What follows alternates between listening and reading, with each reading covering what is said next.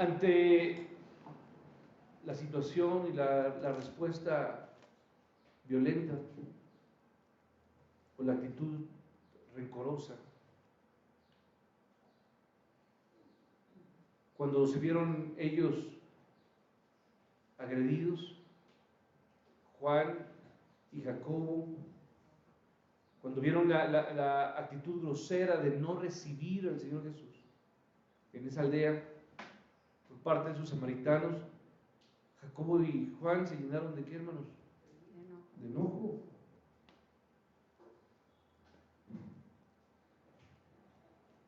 Y el enojo, hermanos, vaya que no nos deja actuar de forma adecuada. Dice el texto que Jacobo y Juan le dijeron: ¿quieres que mandemos que caiga o que descienda aquí, hermanos? Fuego. Ellos estaban realmente enojados.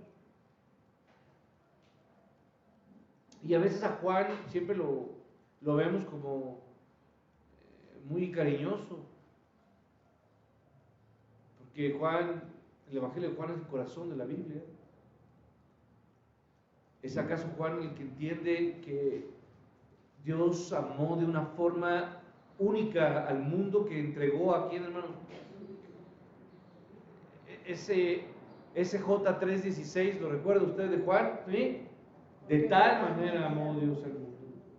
Pero Juan es un hombre como usted y como yo, que cuando se ve ofendido, reacciona. Y el enojo, hermanos, nos hace pensar, sentir, desear y hacer cosas de las que muchas veces tendríamos que arrepentirnos. El enojo, ¿qué hace, hermanos? ¿Nos deja ver? ¿Nos deja escuchar? No. Una persona enojada simplemente es alguien que no puede entender, no se detiene. Y nos convertimos como en una fiera que lo único que quiere es venganza, ¿no?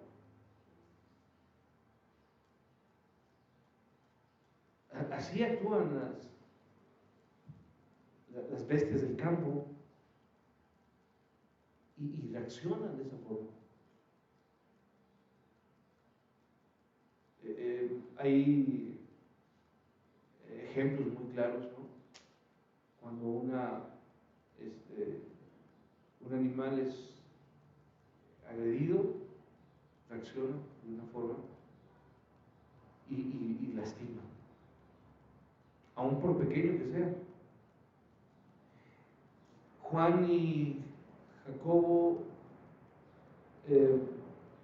quisieron actuar y preguntaron al Señor Jesús respecto a responder de una forma violenta.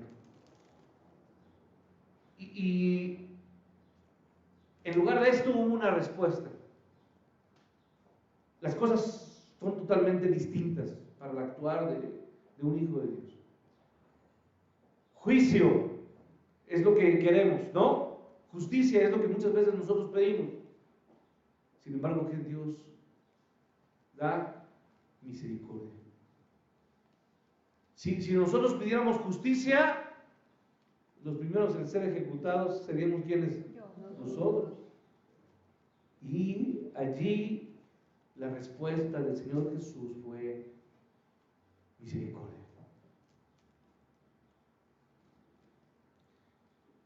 Esa es la respuesta que debe de corresponder a nosotros. Por más difícil que pueda parecer, por más ilógico, porque nosotros estamos basados en una sociedad que muchas veces estructura su funcionamiento a través de juicio. ¿Cierto o no?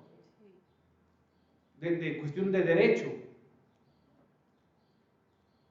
Sin embargo, la palabra de Dios nos llama a anteponer la misericordia antes de que, hermanos, el juicio. Y en lugar de que el odio, en lugar de que el rencor actúe, tenemos que dejar que la misericordia de Dios obre en nosotros y actúe. Dios muestra su amor para con nosotros, en que siendo aún pecadores, Cristo murió por nosotros. Hay ese baño hermoso de la gracia y la misericordia que van acompañadas. En realidad, la gracia es misericordia plena, abundante. Podría yo decir que misericordia es así y la gracia es muchísima, es misericordia exponencialmente a la N. Eso es la misericordia. Perdón, eso es la gracia. Entonces, hermanos, en lugar de que el odio y el rencor procedieran, Dios dio paso a la misericordia. Pero cuando el odio y el rencor es persistente, entonces la misericordia se va, se aleja. Y esto fue algo que vemos cuando el Señor Jesús, si usted me acompaña por favor, vamos a Lucas 10, un capítulo posterior. Dios había enviado a sus discípulos, les ordenó ir a predicar. Si usted voltea su Biblia o avanza una hoja más, el capítulo 10 comienza con un título. ¿Qué dice el título del capítulo 10? Misión de los 70. Después de estas cosas, designó el Señor también a otros que 70, a quienes envió de dos en dos delante de él a toda la ciudad y lugar a donde él había de ir. Acuérdense que es el camino del Señor Jesús a donde, hermanos, a la cruz. Él va camino a la cruz, a Jerusalén, pero está dejando todo y está desplegando y encargando y ordenando todo para que el reino y el evangelio pueda ser anunciado y conocido. Y en esta instrucción, en el versículo 10, de manera particular, dice la Escritura: mas en cualquier ciudad donde entren y no os reciban, saliendo por sus calles, decid: aún el polvo de vuestra ciudad que se ha pegado a nuestros pies, ¿qué hacemos? Los sacudimos contra vosotros. O sea, se los aventamos. ¿Sí? No les decimos a ellos nada, no se los aventamos en la cara, lo aventamos. ¿Sí? Y os digo que en aquel día será más tolerable el castigo para quién, hermanos, para Sodoma, que para aquella ciudad. Oye, hermano, yo no entiendo cómo puede haber un juicio más tolerable. Sodoma, ¿cómo fue juzgada, hermanos? No, pero ¿cómo fue juzgada? ¿Por medio de qué, hermanos? De fuego. Pero se le olvida, era fuego y qué? Azufre. Y el azufre quema y apesta. Fuego y azufre. Y así juzgó y dice que peor será el castigo. Hermano, pero ¿cómo no? Es que están rechazando aquí, hermanos, al Hijo de Dios, que es amor. Están rechazando el regalo de Dios, el perdón de Dios, la bondad y la misericordia de Dios. Está siendo despreciado y rechazado. Entonces Jesús pronuncia un juicio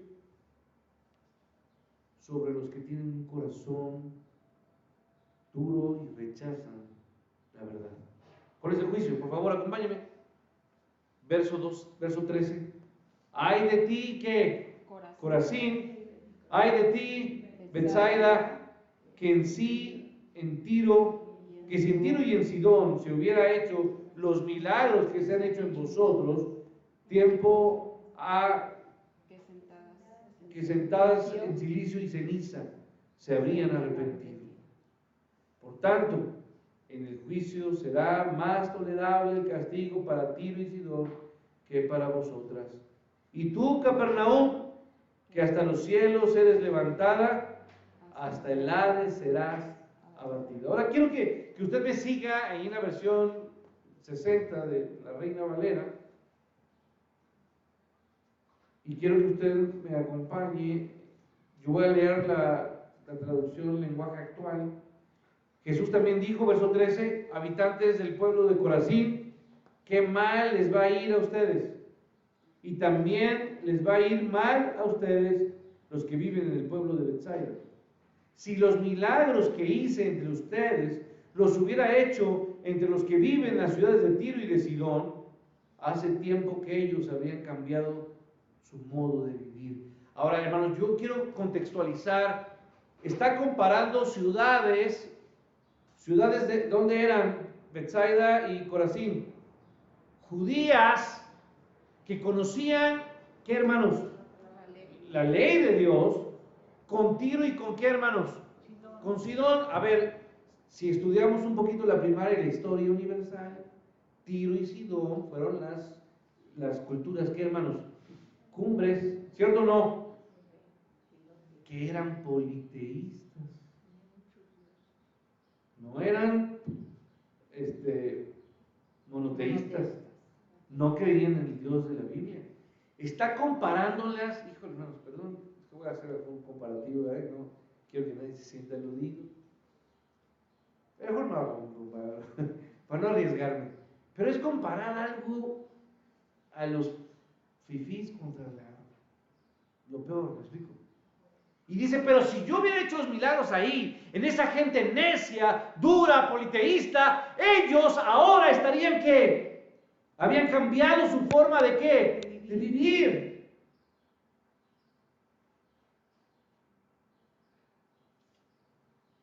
Y entonces, sigo leyendo.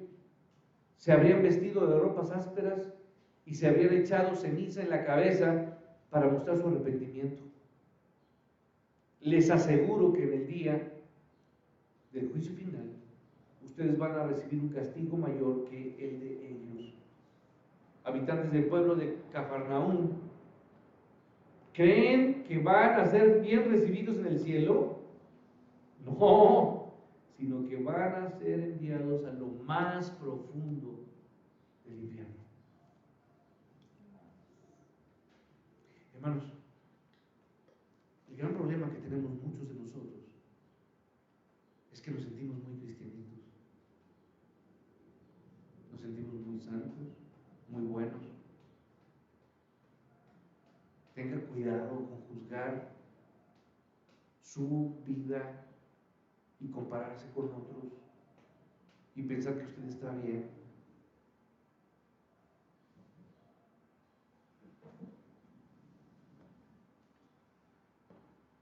Pero hermanos, lo más maravilloso es que Dios dejó ahí esas palabras. ¿Y qué pasó con Corazín y qué pasó con Betsaida? Sucedió que a la semana que sigue cayó el fuego y fue consumido toda la región, el pueblo, ¿sí? Todos murieron, los de Betsaida y los de Capernaum. ¿Murieron, hermanos? No. Dios tuvo misericordia de ellos. ¿Y por qué tuvo misericordia? Yo quiero señalar algo importante aquí. Dice el verso 56 que el Señor Jesús pronunció y puso juicio y todos fueron asesinados. No. Ahora, hermanos, ¿esto podía suceder o no podía suceder? Claro. En el Antiguo Testamento hubo momentos donde solamente el ángel de Jehová pasó encima de un ejército enemigo y todos, ¿qué, hermanos? Murieron. Bueno, si no recordará a aquellos que fueron tragados por la tierra, ¿sí o no? O cuando una osesna, pongo ahí el ejemplo, hermanos. El animal más violento cuando uno de sus hijos es tocado es una osesna enojada. ¿Qué hizo esa osesna? Es una osa, mamá. ¿Qué ¿Qué hizo esa osa con aquellos jóvenes? Los mató a todos. Es un hecho bíblico.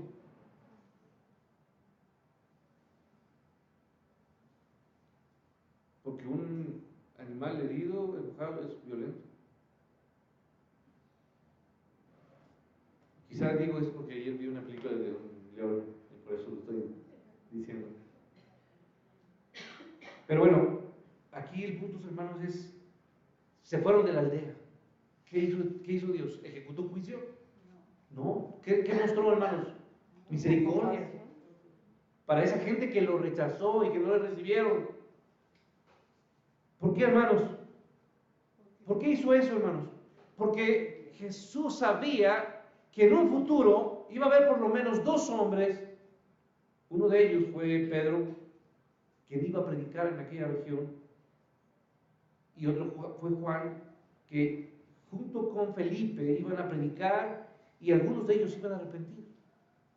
Mire, vaya rápidamente, acompáñenme a Hechos 8. Hechos 8, 2 versículos.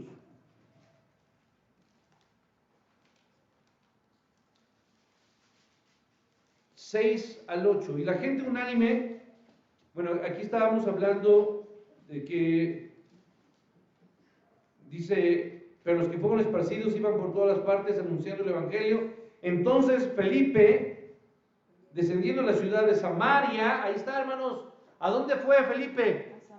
A aquellas regiones, aquellos poblados a donde Jesús fue, ¿qué, hermanos? Rechazado. Felipe fue uno de los grandes, podemos decir que fue el primer evangelista. Y Felipe dice allí, descendiendo a la ciudad de Samaria, les predicaba a Cristo.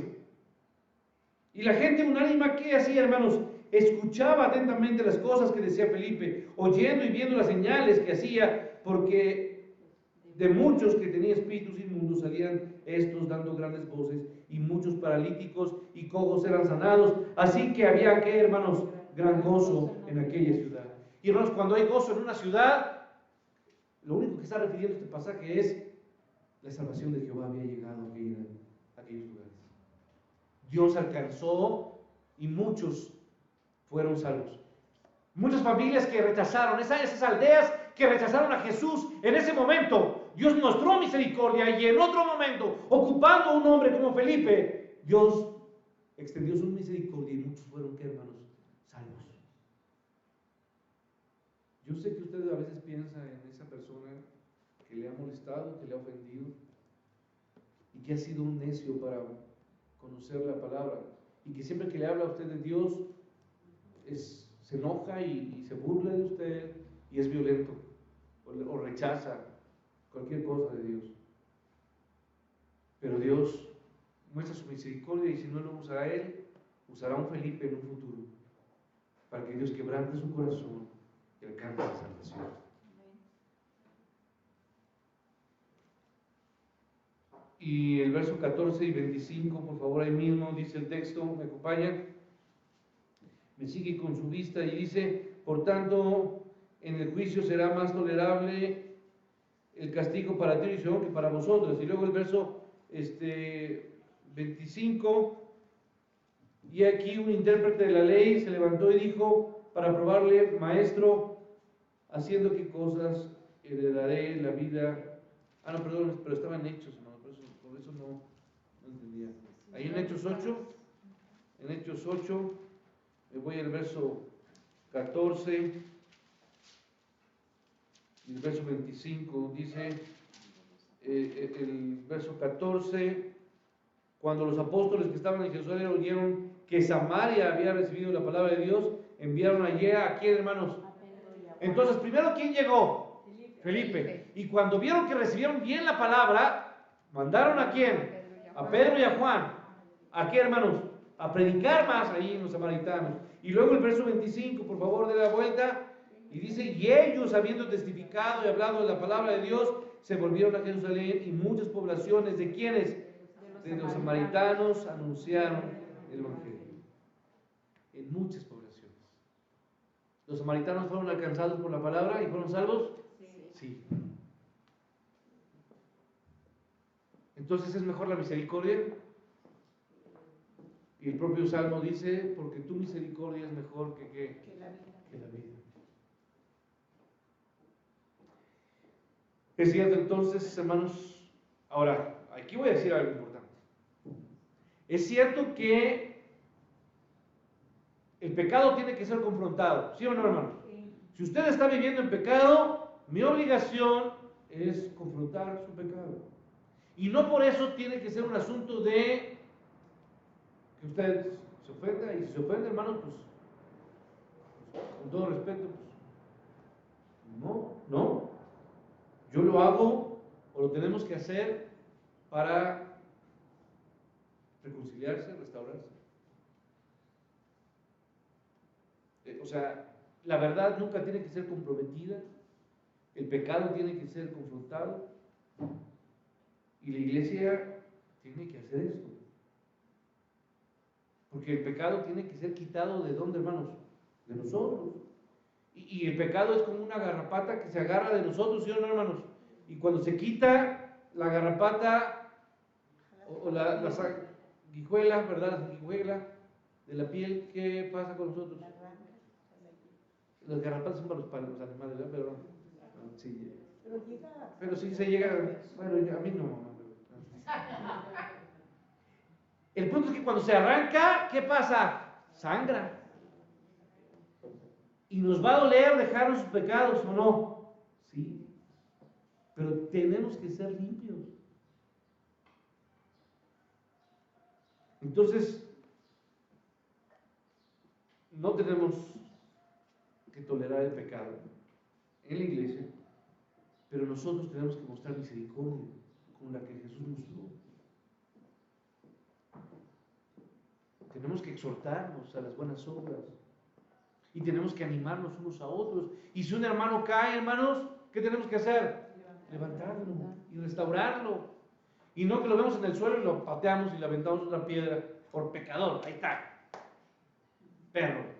¿No? Pero a veces hacemos eso, hermano. Y lo que tenemos que hacer es tomar al hermano, ayudarle a salir y decirle, yo sé que tú batallas y sufres como yo con tu con el pecado, como yo lo hago, pero entre dos podemos orar uno por otro, ¿no? Y restaurarnos y salir del medio de la situación en que estamos viviendo a causa de nuestro pecado. Entonces, recuerden que siempre, que históricamente hombres escuche bien, han querido o han afirmado representar a Jesús y han querido ejercer el derecho de juzgar en el nombre de Jesús.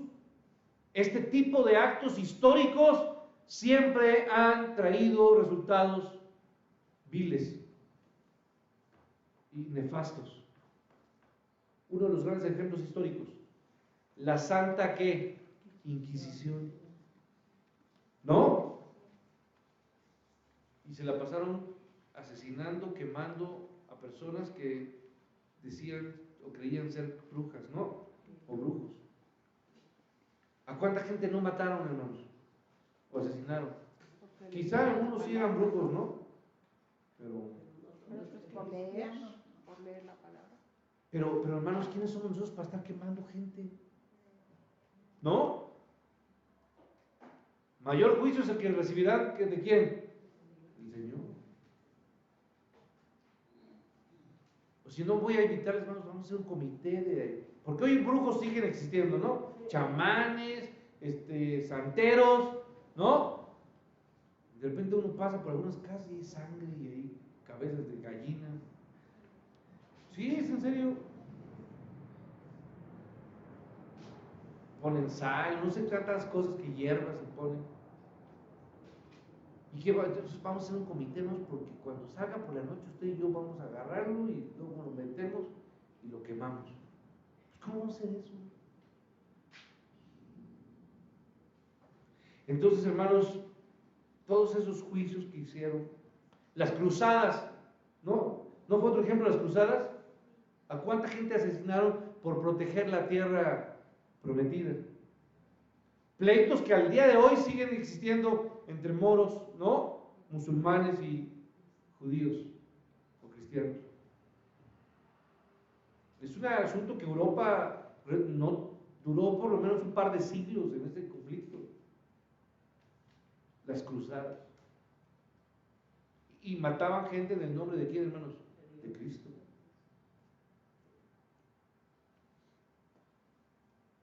Entonces la iglesia sí debe de confrontar el pecado y llamar al arrepentimiento, pero debe de dejar el juicio final a quién, hermanos? A Dios. Termino yo con la parábola del trigo, por favor, rápido, acompáñenme. Mateo 13, el trigo y la cizaña. Les refirió otra parábola diciendo: el reino de los cielos es semejante a un hombre que sembró buena semilla en su campo. Pero mientras dormían los hombres, vino su enemigo y sembró, ¿qué, hermanos? Cizaña entre el trigo. Y se fue. Verso 26. Y cuando salió la hierba y dio fruto, entonces apareció también la cizaña. Vinieron entonces los siervos del padre de familia y le dijeron: Señor, ¿no sembraste buena semilla en tu campo? ¿De dónde pues tienes cizaña? Él les dijo: un enemigo ha hecho esto. Y los siervos le dijeron: ¿quieres pues que vayamos y la arranquemos? Él les dijo: no sea que al arrancar la cizaña arranquéis también con ella, ¿qué? El trigo. Dejad crecer juntamente lo uno y lo otro hasta la siega. Y al tiempo de la siega yo diré a los segadores: recoged primero la cizaña y atadla en manojos para quemarla, pero recoged el trigo en mi granero. Y también la acusación de Jesús para los líderes judíos de ese entonces, que presumían ser santos o sentirse muy santos. Mateo 7, regrésese, verso 1, Mateo 7, 1. No juzguéis para que no seáis, ¿qué, hermanos? Juzgados, porque con el juicio con que juzgáis, seréis juzgados, y con la medida que medís, os será medido. Y el verso 3, más conocido por todos nosotros: ¿y por qué miráis la paja que está en el ojo de tu hermano y no echas de ver la viga que está en tu propio ojo? Hermano, yo concluyo diciendo: la misericordia está en el núcleo de todo el ministerio redentor de Cristo. Y esta misericordia se debe extender a todos. Y Dios tuvo misericordia de mí y de usted. ¿Lo tuvo o no? Sí, tiene. La tiene. Y esa misericordia usted y yo tenemos que hacerla también extensiva a quienes, hermanos. A la gente que nos lastima, a la gente que nos ofende, a la gente que se burla de nosotros, a la gente que nos odia, a la gente que guarda rencor para con nosotros, a la gente que no nos ha perdonado. Usted y yo estamos obligados, por esa misericordia tan grande, a extenderla a ellos y actuar siempre con misericordia. ¿No con qué, hermanos? No con juicio. El juicio lo hará el Señor. Y por eso la palabra de Dios nos dice: si te piden que vaya, que tome, ¿verdad? Camina con él más. Y si te pide algo de beber, dale. Porque ascuas abandonarás en su cabeza, ¿no? Hagámoslo, hermanos. Aún a la gente que nos lastime y nos ofende. El Dios de la Biblia es el Dios que se deleita en la misericordia. Termino con Miqueas, por favor, póngase de pie. Miqueas, cuando lo encuentre, se pone de pie.